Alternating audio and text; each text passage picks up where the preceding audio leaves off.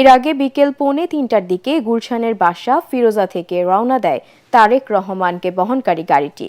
জিয়া উদ্যানে বিএনপির প্রতিষ্ঠাতা শহীদ রাষ্ট্রপতি জিয়াউর রহমানের সমাধিস্থলে আসার পথে হাজারো নেতাকর্মীর অভিবাদন গ্রহণ করেন তারেক রহমান। হাত নেড়ে তাদের অভিবাদনের জবাব দেন। নেতাকর্মীদের ভিড় ঠেলে সমাধিস্থলে আসতে তাকে বেশ বেগ পেতে হয়।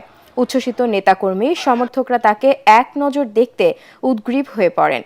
এ সময় বুলেট প্রুফ বাসের ভেতর থেকেই সবাইকে শুভেচ্ছা জানান বিএনপির ভারপ্রাপ্ত চেয়ারম্যান। দলীয় নেতাকর্মীদের পাশাপাশি সাধারণ মানুষও তাকে অভিবাদন জানায়। এ সময় গুলশানের বাসভবনের সামনে যাত্রাপথ, জিয়া উদ্যান, বিজয় সরণিতে দলীয় নেতাকর্মীদের ঢল নামে। হাজারো মানুষের বাঁধ ভাঙা আবেগ উচ্ছ্বাস উপচে পড়ে চারপাশে। সবশেষ 2006 সালে বাবার কবর জিয়ারত করেছিলেন জিয়া পরিবারের এই জ্যেষ্ঠ সন্তান।